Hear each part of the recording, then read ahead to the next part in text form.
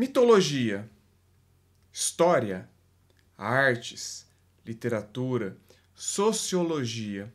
O que essas áreas todas do conhecimento têm a oferecer para o estudante de magia e ocultismo? É isso que vamos dar uma pincelada hoje aqui na Barca do Caronte. Então, entregue-me suas dracmas porque a viagem vai começar. Dignos, esse é um tema interessante, principalmente, né, dado que o canal se dedica àqueles que estão iniciando no caminho do ocultismo. E por quê? Bem, veja, quando se estuda magia, você está estudando um sistema, muitas vezes, a maioria das vezes, né? Você está estudando um sistema. E esse sistema, ele está circunscrito dentro de uma cultura. Tá? Ele não é desacoplado da realidade. Então, é muito importante para as nossas práticas, não só para as práticas, mas também para o entendimento das práticas de um ponto de vista filosófico, né? Que nós entendamos em quais contextos essas práticas foram criadas, passaram a existir, certo? Então, se você, por exemplo, segue uma linha de magia grega, por exemplo, alguma tradição grega, é devoto de alguma deidade grega, etc e tal, como é comum, tem gente que serve Hécate, Apolo e assim vai. Então, esse é um exemplo. Então, é muito interessante, é muito produtivo, muito proveitoso ter uma noção do contexto histórico, social, daquela civilização na época em que essas práticas eram mais comuns, mais corriqueiras e, se possível, saber em que época essas práticas passaram a surgir, certo? Isso vai dar para nós uma direção, vai dar uma consciência do porquê fazemos o que fazemos. Por que determinado ritual é assim, por que usa determinados materiais. Ou seja, até a geografia, se você parar e observar, ela vai ter essa contribuição. Então, por que usa esses materiais? Bom, porque eram os materiais que tinham mais facilidade de ser encontrados naquela região? É possível, entende? E contextos históricos também. Você vai encontrar alguns sistemas, principalmente sistemas mais antigos, você vê bastante isso, que as práticas elas são tanto quanto inconvenientes para os dias de hoje, muitas vezes. Você dificilmente consegue os materiais ou, dependendo da prática, em determinados países, esses materiais não são permitidos, ou determinadas práticas incluem algumas passagens que podem se constituir como crimes, né? Dependendo do país que se está. Então, não é tão simples assim, né?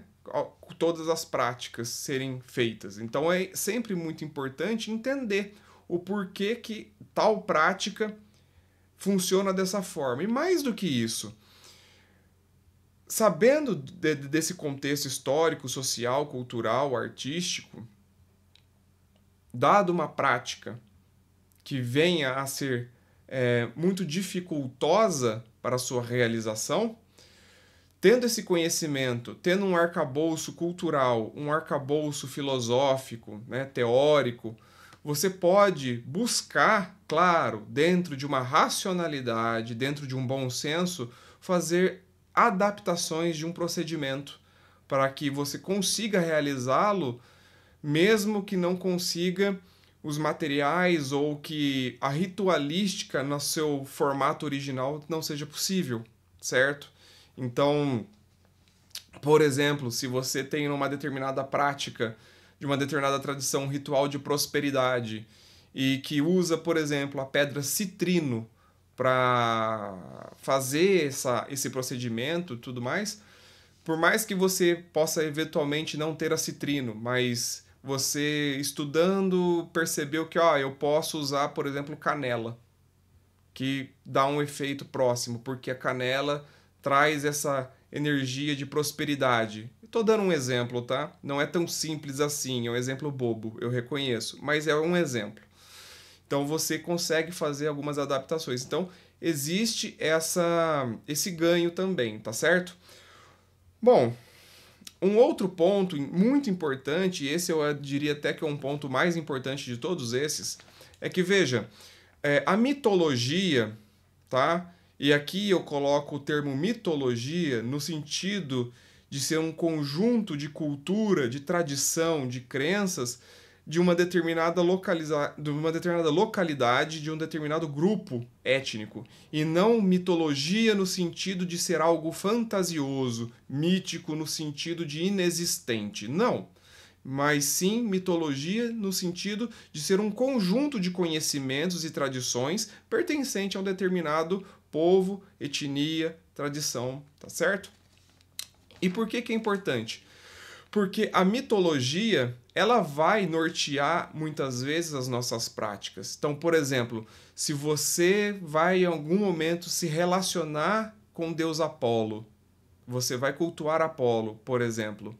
Então é importante que você conheça a história mítica de Apolo, porque isso vai nortear a prática, vai nortear você tratar com essa deidade, você vai entender como Apolo funciona, qual é o temperamento dele, o que geralmente Apolo permite e não permite. E claro, isso tudo vai com o tempo também sendo descoberto na relação com essa entidade, por exemplo, tá certo?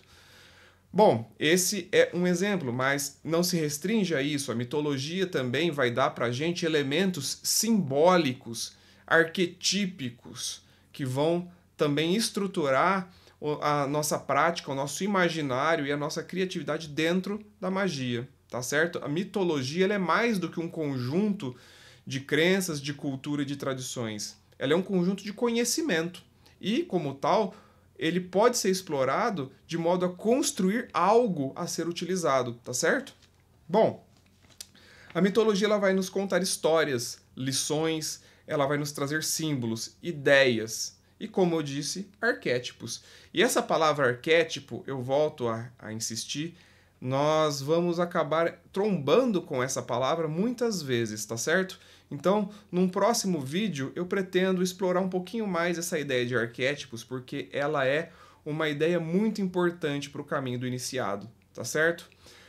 Espero que todos estejam acompanhando os vídeos, curtam, se inscrevam e assistam até o final, por favor, é muito importante para ajudar o trabalho que eu estou desenvolvendo aqui, tá certo? Então, com sinceros votos de praça profunda, nos vemos no próximo vídeo. Um abraço a todos.